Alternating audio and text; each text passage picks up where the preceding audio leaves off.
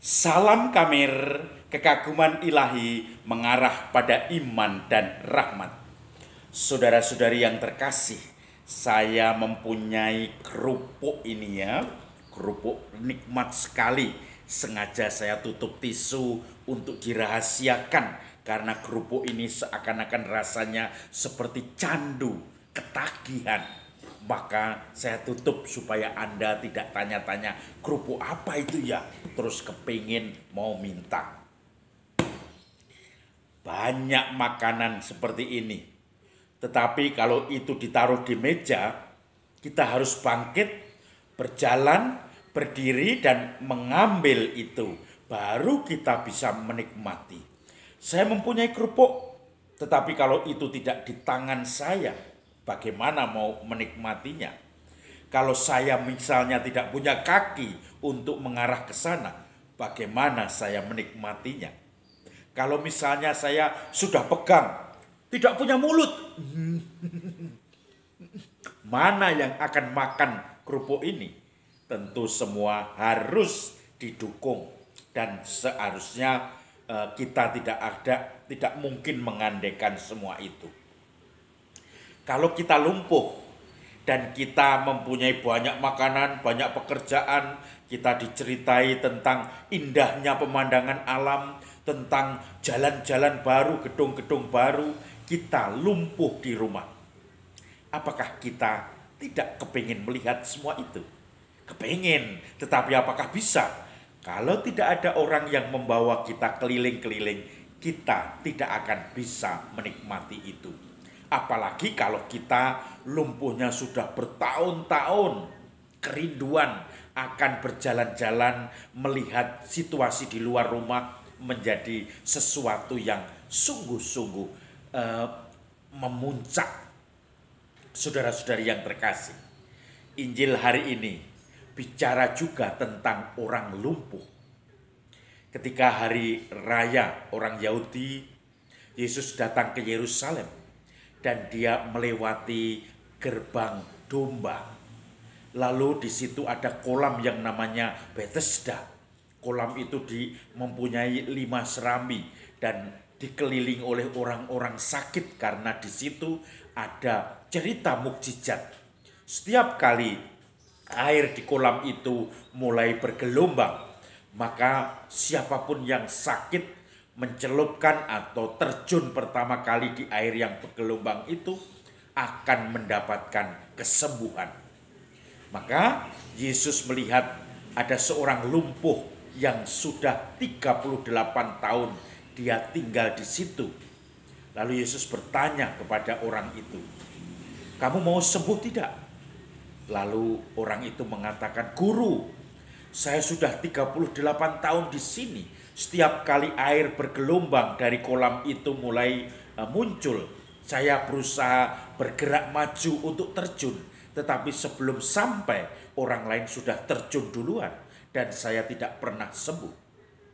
Yesus bertanya, "Maukah engkau sembuh?" Mau. Lalu Yesus mengatakan, "Bangkitlah, angkatlah tilammu dan berjalanlah." Lalu orang itu merasa gembira sekali. "Oh, saya mengangkat tilam ke sana kemari," dan dia pergi. Dan hari itu adalah hari Sabat. Ini yang provokatif karena hari Sabat itu larangan orang bekerja, salah satunya tidak boleh mengangkat tilam. Tidak boleh bekerja karena mengangkat tilam itu sudah dihitung orang bekerja. Maka kemudian orang-orang Yahudi menegur mereka dia. "Kenapa di hari Sabat kamu mengangkat tilam ini?" Lalu dia mengatakan, "Orang yang menyembuhkan aku itu, dia yang menyuruh aku, berbangkitlah, angkatlah tilammu dan berjalanlah." Maka aku tidak peduli. Lalu dia mengatakan, "Kamu tidak boleh mengangkat itu." Tetapi dia kemudian jalan terus dan ditanya, "Siapa yang mengatakan itu kepadamu?" Orang itu tidak tahu bahwa itu adalah Yesus karena Yesus sudah bercampur dengan orang banyak yang mau merayakan hari raya itu. Lalu kemudian orang itu bersorak-sorai dengan mengangkat tilamnya. Dan ketika masuk bait Allah, dia berjumpa dengan Yesus. Dia ingat Yesuslah yang sudah menyembuhkan dia. Maka Yesus mengatakan pada orang itu, jangan berbuat dosa lagi, supaya hal-hal yang lebih buruk tidak mengenai engkau. Orang itu pun selalu mengingat kata-kata Yesus. Orang yang lumpuh 38 tahun, yang tidak bisa apa-apa, tiba-tiba dia diberi kebebasan untuk kesana kemari, berlari, berjalan, mengangkat tilam, mengangkat apa saja. Kegembiraan yang terpancar itu tentu tidak menakutkan orang itu, walaupun dia diancam dengan aturan-aturan Sabat yang dibuat oleh manusia, yaitu mengangkat tilam tidak boleh. Dia yang memberi hidup kembali pada saya, bangkit kembali. Dia yang mengangkat tilam, yang menyuruh saya untuk mengangkat tilam ini. Saudara-saudari yang terkasih, saya mempunyai banyak pengalaman. Salah satu pengalaman yang sungguh-sungguh semangat itu adalah pengalaman dulu ada seorang bapak yang sudah lumpuh. Bapak itu sejak SMA sudah kena lumpuh, dan kemudian karena nggak punya uang dia tidak mau melanjutkan pengobatan di rumah sakit, minta pulang paksa ketika opnam. Tetapi kemudian dia sebagai orang lumpuh pelan-pelan yakin obatnya sego, kalau makan nasi ya nanti pasti pulih. Tapi pelan-pelan dia juga mulai putus asa, mulai merasa tidak bisa apa-apa. Tapi juga akhirnya diberkati Tuhan dengan jalan seperti orang polio, karena sudah mulai enak pakai krek. Maka dia bersyukur yang tadinya sama sekali tidak bisa jalan, sekarang sudah bisa jalan. Dan ketika sedang, karena kakaknya ini seorang koster di gereja Antonius Purbayan Solo, maka dia mulai ikut kakaknya. Dan oleh seorang Romo itu melihat gudangnya pastoran itu penuh dengan lilin, sisa-sisa lilin yang sudah tidak terpakai. Dia mengatakan, silahkan dipakai ini. Tiba-tiba tadi anak muda tadi yang adiknya koster punya keinginan, karena dia suka juga penelitian-penelitian kimia pada waktu SMA. Walaupun tidak lulus, dia mulai mencoba membuat lilin. Lilin itu dipanasi, diajurke lagi, menjadi cair lagi, dibuat. Awalnya ternyata menjadi hitam, lalu dibuat lagi, kemudian menjadi semakin langesnya hilang atau yang hitam-hitam itu, dan mulai jernih.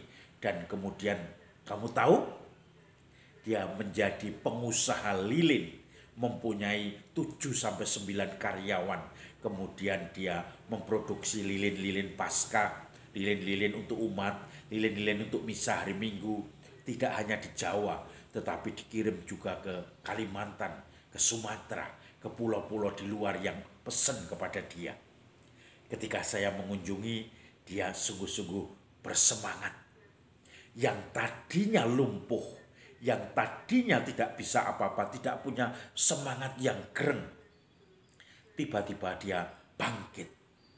Mungkin tidak sempurna, lumpuhnya masih ada, jalannya masih terseok-seok, tetapi semangatnya bangkit. Menjadi pengusaha yang terkenal, yang sukses dalam hal lilin, sampai dengan teman-temannya patungan selalu impor CPO untuk membuat bahan-bahan lilin itu. Maka saudara-saudari yang terkasih, ketika kita putus asa, kita menjadi seperti orang lumpuh. Ketika mata kita dibuka dengan semangat, maka kita menjadi orang yang disembuhkan Yesus, yang mengangkat tilam, berjalan, dan bersyukur memuliakan Tuhan. Mari kita angkat hati kita untuk mensyukuri hidup kita. Salam Kamir, kekaguman ilahi mengarah pada iman dan rahmat.